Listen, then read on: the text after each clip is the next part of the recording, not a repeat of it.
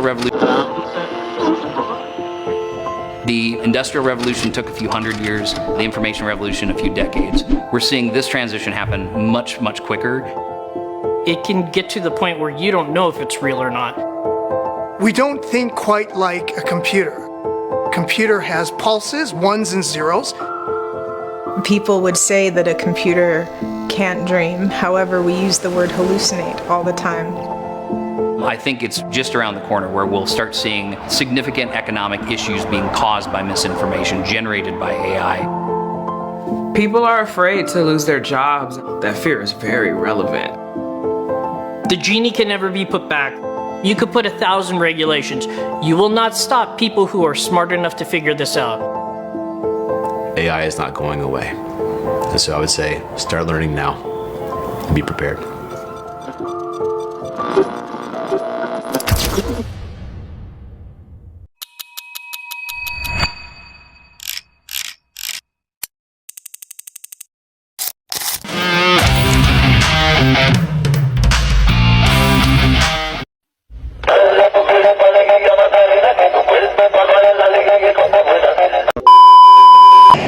Halo semuanya, perkenalkan nama saya Pemain Kampus dari Tim Pro.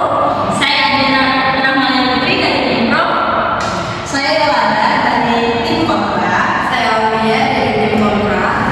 Baik, sebelumnya kita telah melihat cuplikan video bagaimana cara AI berkembang atau digunakan di dalam kehidupan masyarakat pada saat ini. Nah, AI itu sebenarnya anugerah atau ancaman sih untuk manusia?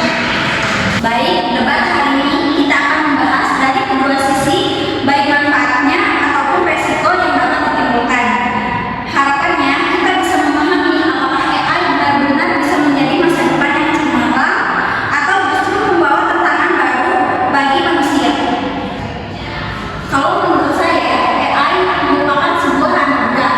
AI membantu manusia menyelesaikan pekerjaannya lebih cepat, lebih akurat, dan lebih efisien.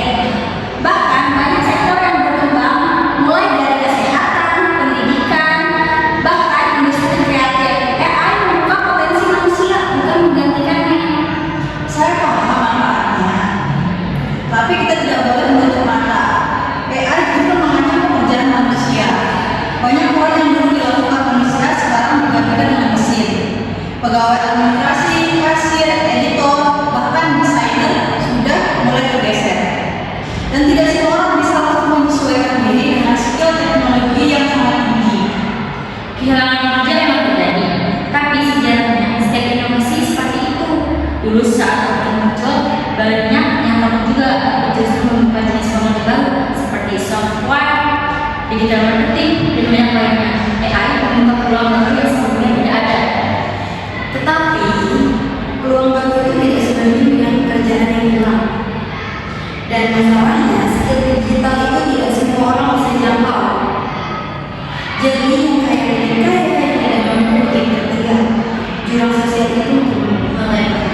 Itulah kenapa AI kita harus melihatnya sebagai alat bantu, bukan musuh. Di bidang kesehatan saja, AI bisa membantu deteksi kanker dini, membaca MRI lebih cepat, dan membantu dokter mengambil keputusan.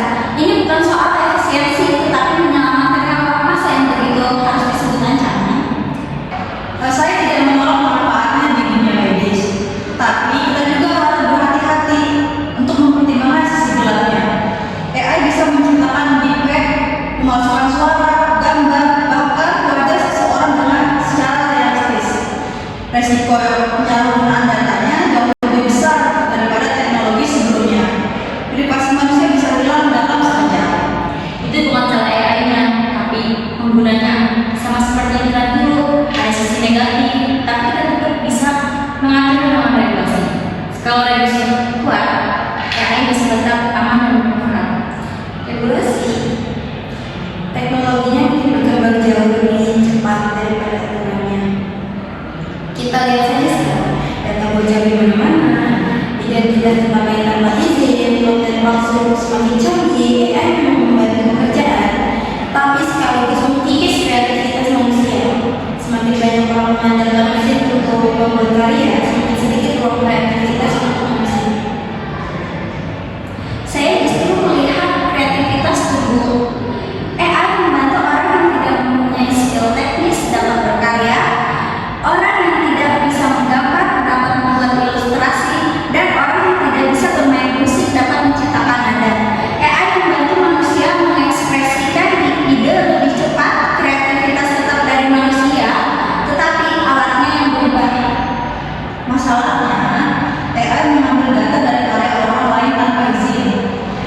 Ini rawan pelanggaran resiko. Seniman merasa karyanya dicuri, penulis merasa idenya diperas. Lama-lama, manusia kehilangan makna dari proses kreatif itu sendiri. Setiap teknologi punya risiko, tapi manfaat AI jauh lebih besar kalau dikelola dengan benar. AI membuka peluang inovasi, riset, ilmiah lebih cepat, dan pekerjaan administratif jadi ringan. Aktivitas harian lebih mudah. AI adalah alat manusia lah yang menentukan arah. Dan bagi saya, itu alasan kenapa AI tetap berbahaya. Kalau manusia yang menentukan arahnya, berarti semua risiko kembali kepada niat dan moral manusia. Tanpa batasan, AI bisa menjadi ancaman baik untuk pekerjaan, kreativitas maupun pengalaman pribadi. Intinya,